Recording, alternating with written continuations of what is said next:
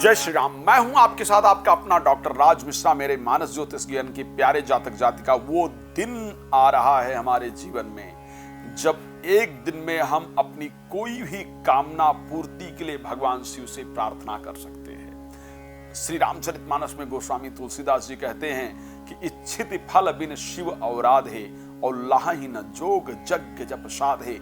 भगवान शिव की कृपा के बिना इच्छित फल आपको जीवन में नहीं प्राप्त हो पाता है। यानी शिवरात्रि 8 मार्च को ऐसा संयोग बनने जा रहा है। 8 मार्च को शिवरात्रि होगी, शुक्रवार, श्रवण नक्षत्र, शिव योग। ये दिन वास्तविकता में बहुत शानदार रहने वाला है। सो किस प्रकार शिवरात्रि का पूजन करें? खैर मैं आपको बता दूं कि हम रुद्राभिषेक करने जा रहे हैं शिव जी का। रात्रि में 4 प्रहर की पूजा होने जा रही है। यदि आप भी चाहते हैं अपने अपने परिवार के लिए पूजन कराना तो प्लीज आप संपर्क कर सकते हैं। इसको ध्यान रखिएगा, ये मौका आपको बार बार नहीं आएगा और हम आपके लिए पूरा पूजन करके रुद्राक्ष आपको फ्री में आपके घर तक भिजवाते हैं। तो अगर आप रुद्राभिषेक कराना चाहते हैं तो संस्था से संपर्क कर सकते हैं। लेकिन आपको जानना होगा कि शिव जी का पूजन आखिर हम कैसे करें और हम आखिर व्रत कैसे करें। तो जो लोग शिवरात्रि का व्रत कर रहे हैं, एक दिन पहले आपको अल्पाहार करना है, यानी साधारण भोजन करना है, कम खाना है। अगले दिन प्रातः उठ करके नहा करके भगवान शिव का स्मरण करते हुए, पुरुष हैं तो ओम नमः शिवाय, स्त्री है तो शिवाय नमः बोलते हुए, धुले हुए स्वच्छ वस्त्र को पहन करके भगवान शिव के मंदिर में जाएं या घर पर भगवान शिव का स्मरण करते हुए उनसे प्रार्थना करें कि प्रभु हम साधारण मानव हैं, आप देवाधिदेव महादेव हैं, देवताओं के जीवन को आप बदल देते हैं, आपके आशीर्वाद के बिना देवताओं का जीवन भी परिवर्तित नहीं होता है। हम आपका व्रत करना चाहते हैं, हम आज आपका पूजन करना चाहते हैं, हमें वो शक्ति, वो कृपा प्रदान करें जिससे हम आपका पूजन, आपका व्रत कर सकें। श्रद्धा से ये आराधना करना है। भगवान शंकर के मंदिर में जाइए। ध्यान रखिए, भगवान शंकर के मंदिर में अगर नंगे पांव जा सकें बहुत बेहतर है। वहां जाकर के दूध, दही, शहद, गंगा जल, घी, ये सब कुछ अर्पण करना। अगर पॉसिबल है तो, नहीं अर्पण है तो जल भी अर्पण करके आ जाएंगे, भगवान शिव स्वीकार करते हैं। लेकिन अगर ये सब कुछ है तो कैसे अर्पण करना है? भगवान शिव के मंदिर में जाएं, हाथ पैर धोएं, ऊपर जल का छींटा लगाएं, भगवान शंकर के मंदिर में प्रवेश करें। ध्यान रखिए, भगवान शिव की पूजा करते हुए आपका मुख उत्तर दिशा की तरफ होना चाहिए और पूर्व, पश्चिम, दक्षिण किसी तरफ नहीं, उत्तर दिशा को मुख करके भगवान शिव की पूजा करनी चाहिए।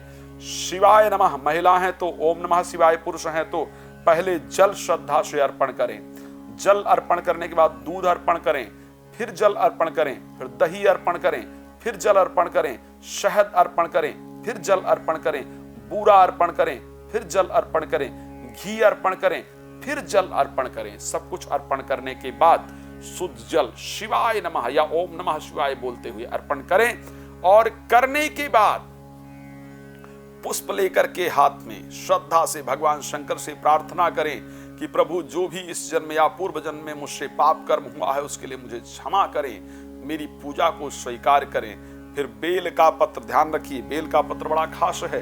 शास्त्र कहता है त्रिदलम त्रिगुणाकारम त्रिनेत्रम चा त्रियाधन त्रिजन्म पाप संहारम बेलपत्रम से अर्पणम। भगवान शिव को बेल पत्र अर्पण करने से 3 जन्मों का पाप कर्म नष्ट हो जाता है। 3 उंगली अनामिका मध्यमा अंगुष्ठा से बेल का पत्र लेकर के शिव जी पर श्रद्धा पूर्वक ओम नमः शिवाय बोलते हुए श्रद्धा से बेल का पत्र भगवान शिव को अर्पण करें। ये तो पूजा की प्रक्रिया है। सुबह भी करें पूजन और रात्रि में जरूर पूजन करें। ये भगवान शंकर की पूजा की प्रक्रिया है। उस दिन खैर हम रुद्राक्ष इत्यादि की सिद्धि कर रहे हैं। संस्था से आप प्राप्त करना चाहते हैं तो आप उसको भी प्राप्त कर सकते हैं। इस प्रकार आपने शिव जी की श्रद्धा पूर्वक पूजा कर लिया। फिर अगर शिवालय में स्पेस है तो वहां, नहीं तो मंदिर में कहीं भी उत्तर दिशा की तरफ मुख करके अपने नेत्रों को बंद करके भगवान शंकर मेरे सामने हैं इस प्रकार का विश्वास रखते हुए बैठ करके शिवाय नमः मंत्र या ओम नमः शिवाय मंत्र का जप करें। और अगर कर पाए तो श्री रामचरितमानस की एक बहुत सुंदर चौपाई है, मंगल भवन अमंगल हारी उमा सहित जहि जपत पुरारी। श्रद्धा पूर्वक इस चौपाई का आपने जप करना है, इस चौपाई का पाठ करना है। अब एक बात ध्यान रखिए, जो लोग व्रत इत्यादि रखते हैं, है ना, एक तो बहुत सारी भ्रांतियां हैं व्रत में। मैं आपको बता दूं, घर में कई लोग कहते हैं शिवलिंग नहीं रखना चाहिए। शास्त्र में ऐसा कहीं नहीं लिखा है, इसलिए घर में शिवलिंग रखना चाहिए। कुछ लोग कहते हैं शिव जी का प्रसाद नहीं खाना चाहिए, ऐसा भी कहीं नहीं लिखा है कि शिव जी का प्रसाद नहीं खाना चाहिए।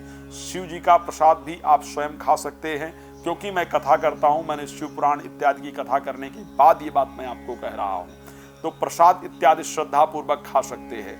व्रत करते हैं, कोशिश कीजिए झूठ इत्यादि उस दिन ना बोलें, क्रोध इत्यादि ना करें। अगर व्रत करते हैं उस दिन आपका ऑफिस इत्यादि है, तो घर में भगवान शंकर की पूजा करके या मंदिर में पूजा करके जाइए।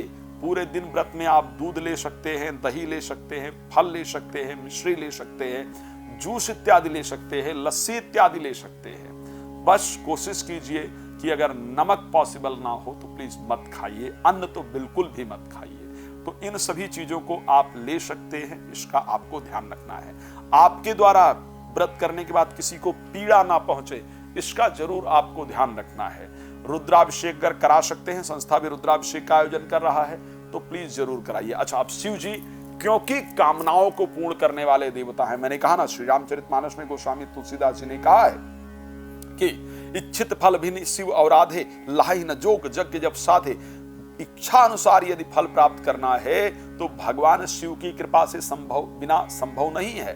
कोई भी कितनी भी पूजा पाठ कर ले, यज्ञ कर ले, लेकिन जब तक शिव की कृपा ना प्राप्त हो तब तक आपको इच्छा अनुसार फल की प्राप्ति नहीं हो सकती है।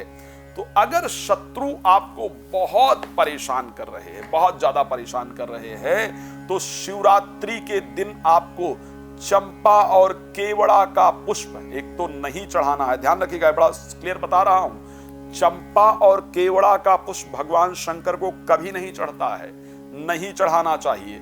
अगर राई के फूल कहीं पर मिल जाएं और उसको उठा करके अगर आप भगवान शंकर को अर्पण कर दें शिवरात्रि को, आप स्वयं देखेंगे शत्रु आपसे बिल्कुल दूर हो जाएंगे, और जो शत्रुता करेगा उसको आप निश्चित रूप से परास्त कर सकेंगे।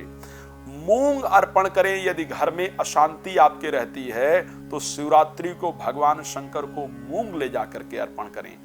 जिस कन्या का विवाह नहीं हो रहा है, विवाह के लिए बहुत परेशान है, आपको गुड़हल के पुष्प ले जाकर के भगवान शंकर को अर्पण करना है। कोर्ट कचहरी में किसी मामला से परेशान हैं, शिवरात्रि को भगवान शंकर को नारियल ले जाकर के अर्पण करना है। संतान की प्राप्ति नहीं हो रही है, धतूरा भगवान शंकर को श्रद्धा से ले जाकर के अर्पण करना है। घर में रोग बहुत पीड़ा दे रहा है, घर में दवाइयों पर खर्चा होता ही रहता है, तो शहद भगवान शंकर को श्रद्धा पूर्वक ले जाकर के अर्पण करना है और हाथ जोड़कर प्रार्थना कर लेना है कि प्रभु हमारे घर में आपकी कृपा हो और हमारे घर में जो अशांति है या संतान नहीं है, वो अशांति इत्यादि जो है वो दूर हो। अब एक बात ध्यान रखिएगा, कई बार आज की परिस्थिति जो है उसके अकॉर्डिंग संतान नहीं हो पाती है। आईवीएफ इत्यादि का आपने सहारा ले लिया है, नेचुरल संतान नहीं हो रही है, आईवीएफ आपका असफल हो रहा है, कोई भी प्रयास कर रहे हैं सफलता नहीं मिल रही है, तो और या फिर संतान उत्पन्न करने योग्य अपने आप को आप समझ ही नहीं रहे हैं, चाहे आप स्त्री हैं या पुरुष हैं, या डॉक्टर ने कह दिया है कि नहीं साहब आपके अंदर तो संतान उत्पन्न करने वाली क्षमता ही नहीं है, तो क्या करना है? शिवरात्रि के दिन भगवान शंकर को घी ले जाकर के श्रद्धा पूर्वक अर्पण करना है और उसके बाद प्रत्येक शुक्रवार करते रहना है। देखिएगा आपको संतान की प्राप्ति प्राप्त होगी और नापुंसकता इत्यादि जरूर दूर होगी। आपको लगता है कि आपकी बुद्धि काम ही नहीं कर रही है या आपके बच्चे की बुद्धि ही काम नहीं कर रही है, कोई भी प्रयास से सफलता नहीं मिल रही है, तो क्या करना है? चीनी में दूध मिला करके, दूध में चीनी मिला करके और भगवान शिव को श्रद्धा से अर्पण करना है। तो ऐसे कंडीशन में आपकी बुद्धि काम करना शुरू कर देगी, बच्चे की बुद्धि काम करना शुरू कर देगी, परिवार में इससे प्रेम भी रहेगा। मन में बहुत उच्चाटन रहता है, अजीब अजीब से विचार आते हैं, डिप्रेशन होता है, मन में नकारात्मकता आती है, तो क्या करना है? गृह कलेश हो रहा है, तो ऐसी परिस्थिति में गाय के दूध को शिव जी को चढ़ाना है। गाय का दूध कहीं से ढूंढ लीजिए और गाय का दूध ले जाकर भगवान शंकर को अर्पण कीजिए। खैर, आप शिव पुराण कथा, राम कथा, भागवत कथा कराना चाहते हैं तो मुझसे संपर्क कर सकते हैं। रात को 9 बजे, दोपहर को 12 बजे लाइव आता हूं, मेरे साथ लाइव जुड़ करके बात कर सकते हैं। भगवान आपको बहुत सुखी रखें। रुद्राभिषेक करा रहे हैं शिवरात्रि को, अगर चाहते हैं कराना तो फटाफट नाम लिखवा लीजिए ताकि आपका रजिस्ट्रेशन हो पाए, आपके लिए रुद्राभिषेक हो पाए। धन्यवाद। जय श्री राम।